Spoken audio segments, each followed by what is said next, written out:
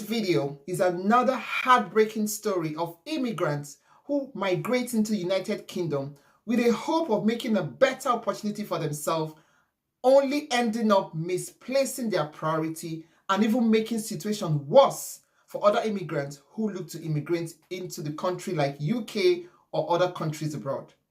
Now, this story makes me both sad, angry, and extremely annoyed.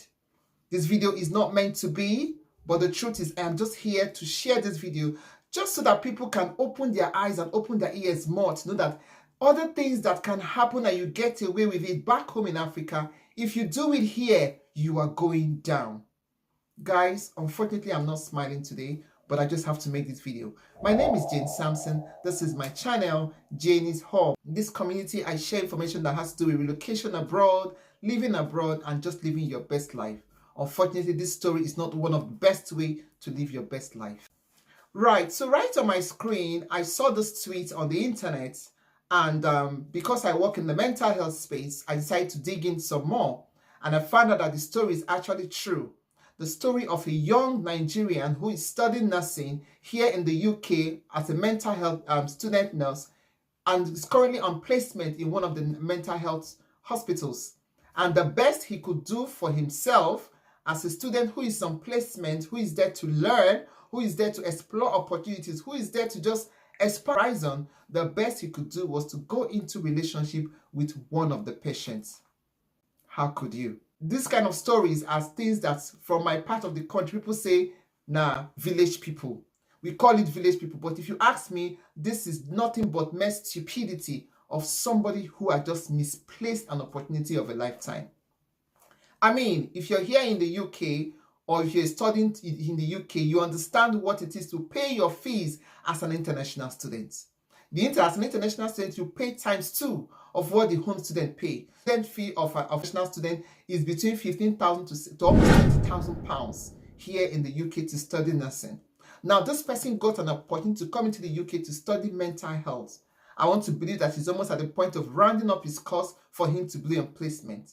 And the best he could do was to go into the placement center, because usually the way it's done is that students are encouraged to do placement. You have to do mandatory placement as a student nurse, where you have to maybe for a period of time between sometimes 4 weeks, sometimes 6 weeks, sometimes 9 weeks, where you have to go into the hospital and practice being a nurse. So you're practicing firsthand being a nurse in the hospital setting. And this is what came out of it. How could you? Now, how could anybody in his right thinking mind even have a relationship with somebody who is vulnerable? Because being a patient in a mental hospital means that, number one, you're not in the right state of mind. Number two, you're very, very vulnerable. So how could you think of having a relationship with somebody who is very, very vulnerable and who even is your patient? What happened to the Mental Health Act? What happened to everything you've been taught about safeguarding? Of all the people you couldn't see is to have a relationship with someone who is in a mental home, who is being taken care of, who is being helped to recover. Guys, there are so many things that we take for granted in this country. There are so many things that that can happen back home, and it might not blink an eye. And even if people can just sweep it under the carpet, but in this country, you will go down. You will not just go down. You might end up even tarnishing your career for life. Now, a lot of us as carers, domiciliary carers, support workers, we find ourselves in so many unfortunate circumstances. We find ourselves being faced with things that we can't even understand. How do you know where to draw the line? How do you know where to navigate and say, no, that is where it goes back to knowing the rules of this country. Everything you do have rules surrounding. They have law binding these things that we do, even as a carer here in the UK. Having relationship with a student nurse, exchanging pictures. Guys, there should be a limit. There should be a place where you say to yourself, oh my God, what happens to focusing? How could you get to the point of having a relationship to that point without you just threw caution to the wind? Now the money he has spent, the university is now involved, his university appointment has now been terminated, he's no more a student. Now it's not a safeguarding issue. And I can tell you for a fact, he's going to end in jail. If there's any established fact, this fact becomes established that yes, there was a relationship or there was even any form of, serious relationship, he will end up being in jail, and the next step is to deport him because he's now been a threat to the United Kingdom. And if it's not a case of somebody who is underage, it even makes it worse. That is why, as we are living in this country, guys, there are so many things that are waiting to work against you. You're trying your best, but so many things are just, as a married woman, as a married man, as a carer, as a mom, as a parent, there are so many things that are just waiting just to swallow you. The system is built in a way that if you make a mistake, you will go down. Nurses can tell you better.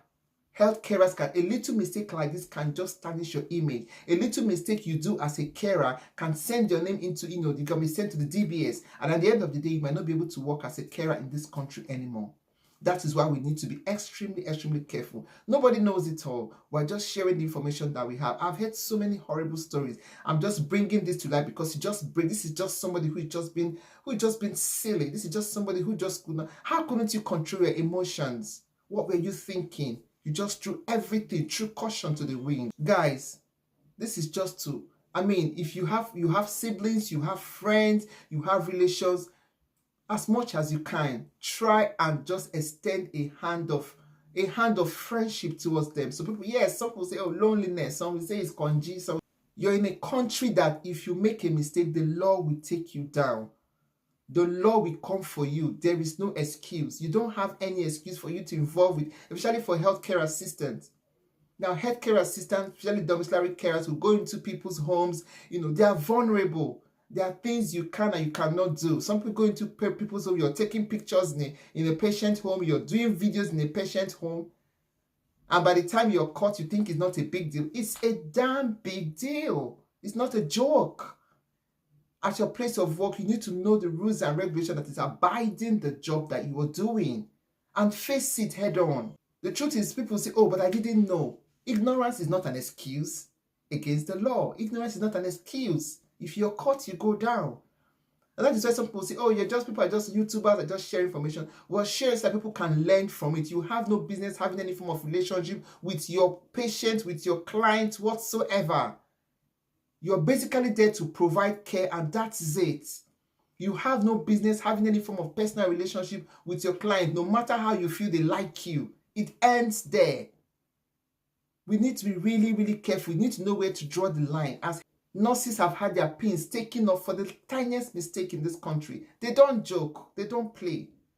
So for those of you who want to come into and work in the UK as carers, who are already working as carers, you need to be really, really mindful. It's not a joke. You can get away with some of these things in Africa. You can't get away with it here. If you get away with it, that means you're lucky. If you leave a job whereby you were dismissed, to get another job would be a problem, number one. Because every job needs a reference from your previous employer. If you were working as a carer and you were found with some misconduct or whatsoever, getting another job is a big problem. Your name gets into the DBS. That's the end for you. You now have to go into something else.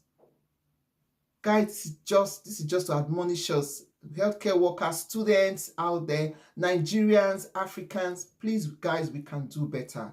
We're here for a purpose. We're here to better our lives. Let's not allow the vices of this system to swallow us up. Let's not allow the vices, oh God, to take away the big dream. In anything you're doing, ask yourself your why. Remember your why. Whatever you're doing, is it profitable? Is it wise? What will you gain at the end of the day? Will you be proud of it at the end of the day? Will it make you and your loved ones, will it make you proud? If it doesn't, then it's not worth it. Because if you're caught, they will not just talk about it. They need to be all over the news. Your name will go down. I hope we learn one or two lessons from this. This is just to share. This is just admonish us. I've also learned from it myself to be more careful. Guys, let's try and build one another up. I hope you got value, guys. I'll see you in my next video. Hopefully, it will be a better video.